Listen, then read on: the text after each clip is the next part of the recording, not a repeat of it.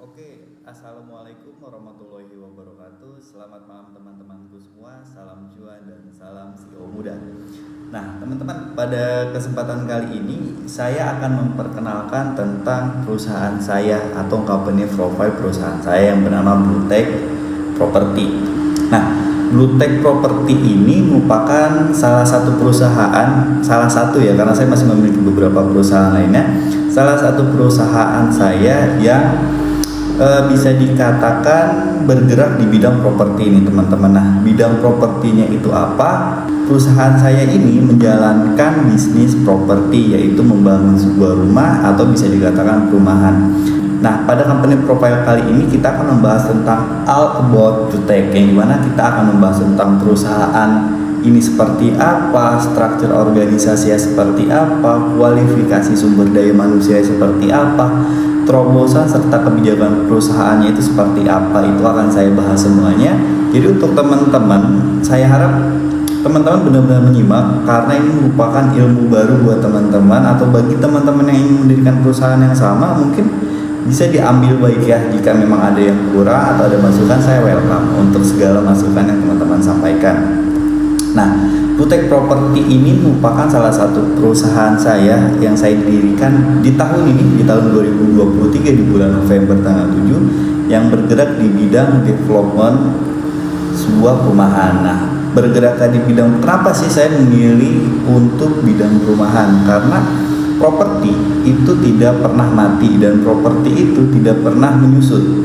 Karena setiap tahun, setiap bulan, atau mungkin setiap hari bisa kita katakan properti itu akan selalu naik tanpa ada penyusutan. Nah, di Bluetech Property ini sudah bisa teman-teman kunjungi website yang bernama bluetechproperty.co.id, yang jika teman-teman berminat untuk mengajukan kerjasama atau menanam saham atau ingin kerjasama apapun itu dengan perusahaan saya, bisa teman kontak di website tersebut, nanti akan kami sambungkan dengan admin kami. Nah, di mana perusahaan ini didirikan oleh saya sendiri, saya selaku komisaris ya, Salim, dan saya memiliki partner kerja, yaitu direktur saya yang bernama Rifan Riyaldi SHMM, di mana Rifan Riyaldi ini merupakan salah seorang direktur yang sangat-sangat kompeten, karena beberapa perusahaan saya sebelumnya sempat dipimpin oleh beliau. Setelah perusahaan itu maju, lalu beliau saya dan Rifan itu mendirikan perusahaan lainnya agar terus berkembang dan tidak stuck di satu tempat. Nah, untuk struktur organisasinya teman-teman, itu saya berada di puncak paling atas selaku komisaris. Kenapa sih nggak komisaris utama? Kenapa nggak direktur utama? Nah, karena di sini posisinya saya hanya sendiri dan teman saya sendiri, maka dengan kesepakatan saya berada di posisi komisaris dan teman saya bernama Rifan itu berada di direktur. Nah, kenapa di direktur aja, nggak direktur utama? Karena perusahaan ini hanya memiliki seorang direktur.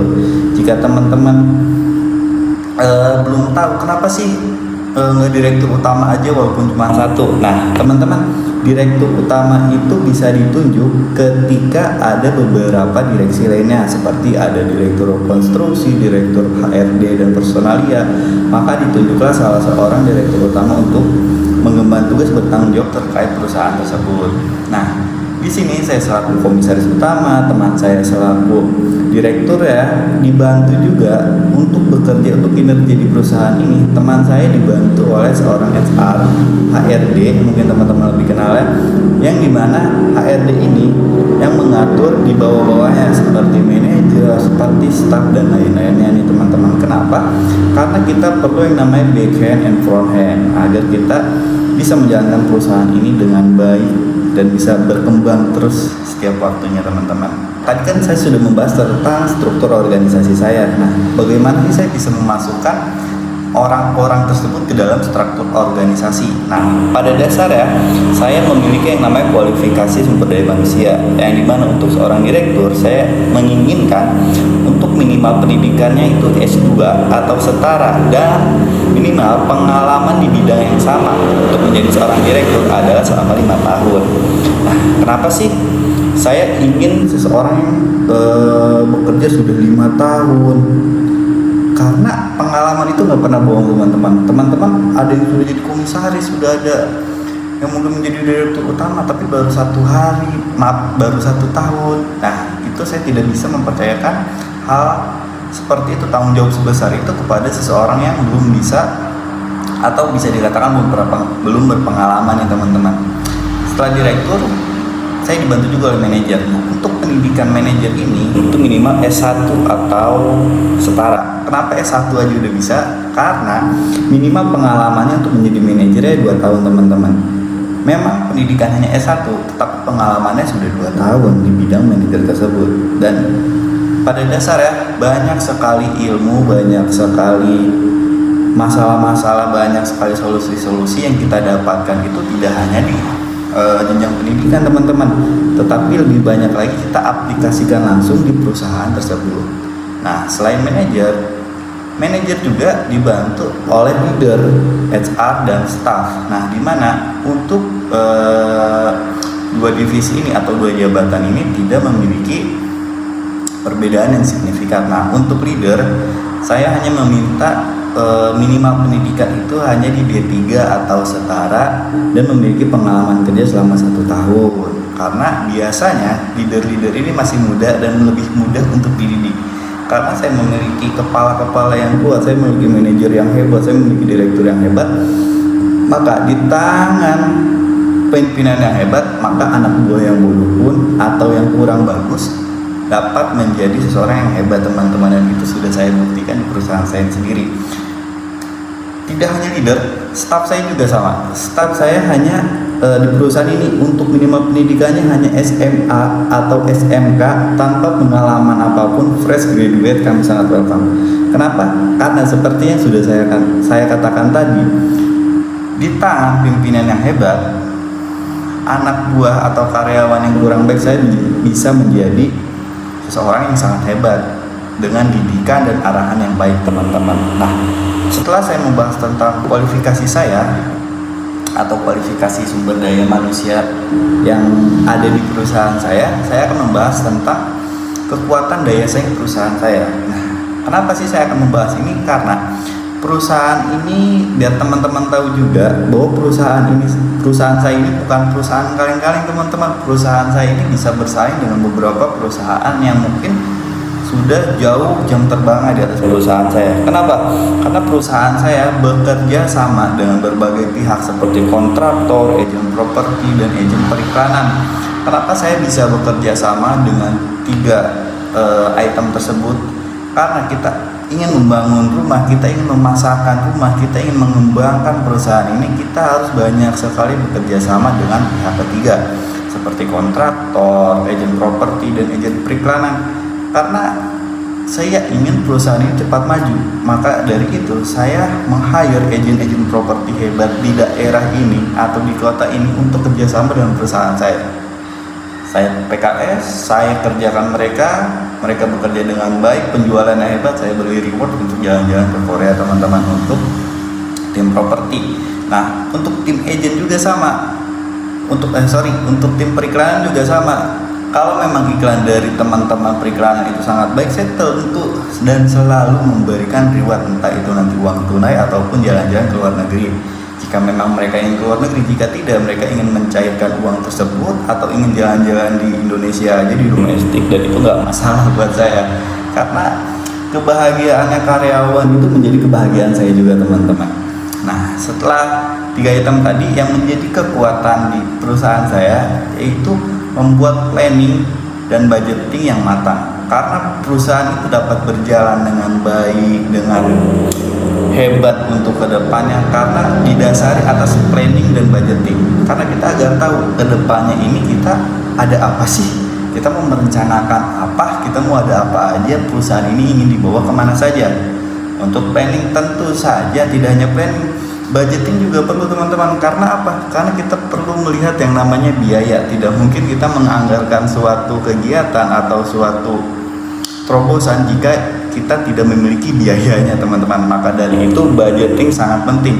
Selain 2 item tadi, nah perusahaan saya juga sangat saya tekankan untuk dapat mengelola lahan dan manajemen yang baik dan berkualitas. Kenapa?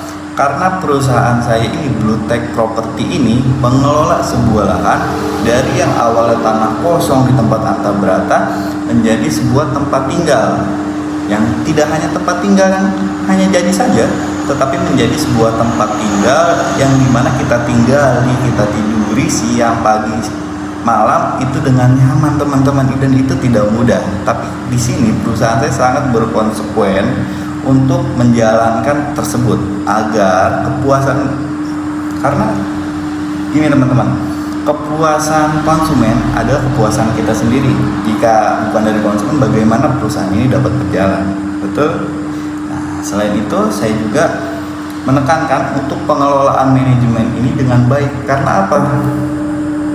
Ketika kita sudah menjalankan sistem manajemen yang terdiri dari 4 item, planning, organizing, executing, and controlling, itu dengan baik, itu dengan tepat, itu dengan kita katakan dengan cepat, tepat, itu tidak mungkin dan tidak akan mungkin sebuah perusahaan dapat kita katakan qualified, atau kita katakan bangkrut, atau kita katakan perusahaan tidak sehat. Itu tidak mungkin jika dalam suatu perusahaan itu dari sistem manajemen yang 4 item tadi itu dapat dapat berkesinambungan dan dapat dijalankan dengan baik teman-teman.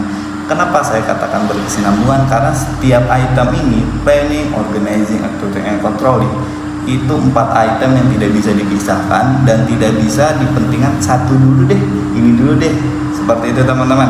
Nah, setelah saya bicara tentang kekuatan perusahaan saya, tentu di perusahaan saya ini akan menerbitkan yang namanya kebijakan dalam perusahaan. Kebijakan ini terdiri dari untuk kebijakan internal dan kebijakan eksternal teman-teman. Nah, kebijakan ini banyak sekali kalau kita harus katakan, cuman pada company profile kali ini saya tidak menjelaskan per poin kebijakan internal A, B, C, D, E. Saya tidak menjelaskan itu. Tetapi setiap kebijakan yang perusahaan ini buat itu didasari dari 3 item teman-teman. Item itu apa aja? Yang pertama kita amanat, aman dan konsekuen. Amanat dalam artian dalam membangun perumahan, dalam mengembangkan rumah teman-teman kita tuh amanat dari nol sampai nanti jadi, sampai teman-teman tinggali, akan kita rawat, akan kita bangunkan sampai teman-teman mungkin saya nggak cukup nih beli rumah di sini aja, mungkin saya pengen beli rumah di tempat lain, atau saya pengen beli lagi, pengen nambah lagi deh di klaster saya. Itu boleh banget, karena kepuasan konsumen ada kepuasan kami juga. Yang kedua, aman. Kenapa? Aman di sini dalam artian kebijakan yang saya buat menjaminkan terkait legalitas SHM yang sudah pasti tidak jarang teman-teman mengetahui bahwa saya tidak akan menyebutkan sebuah kota. Kita katakan saya di kota A. Di kota A ini sangat banyak sekali perusahaan-perusahaan yang berani mendirikan sebuah perusahaan tanpa adanya legalitas yang aman, tanpa adanya kekuatan yang hebat, kekuatan dasar lahan yang hebat. Maka dari itu perusahaan saya menjaminkan legalitas yang pasti akan kami berikan. Selain legalitas, aman ini berarti aman untuk perusahaan, aman juga untuk teman-teman eksternal lainnya. Tidak hanya mementingkan kepentingan perusahaan saya teman-teman. Yang kedua, kita konsekuen. Konsekuen di sini dalam artian sesuai dengan apa yang sudah dijanjikan atau sudah kami perbuat. Kita mengatakan A, ya kita lakukan A. Tidak ada yang namanya kita mengatakan A, kita melakukannya B, kita lakukannya C. Tidak. Di perusahaan Blue Tech Property ini kita mengatakan A, kita menjanjikan A, ya itu juga yang kalian atau teman-teman dapatkan. Nah, teman-teman, udah selesai nih teman-teman. Mungkin hanya seperti itu saja company profile dari perusahaan saya yang saya dirikan di bulan atau di tahun ini. Terima kasih banget buat teman-teman yang sudah menyimak atau memperhatikan sampai dengan hari ini atau sampai dengan menit ini, yang kurang lebih sudah 14-15 menit nih teman-teman. Saya ucapkan terima kasih banyak untuk teman-teman yang sudah menonton. Jangan lupa kalau teman-teman ingin datang, kita welcome banget buat teman-teman, but we look forward to working with you. And teman-teman bisa datang ke kantor kita, yang mau datang ke kantor kita, teman-teman bisa kunjungi kantor kita yang berada di Tower The Engineering Building yang berada di SCBD Sudirman, teman-teman. Selain itu, teman-teman juga bisa kontak nomor telepon yang di atas atau mengunjungi website saya yang pertama bluetechproperty.co.id.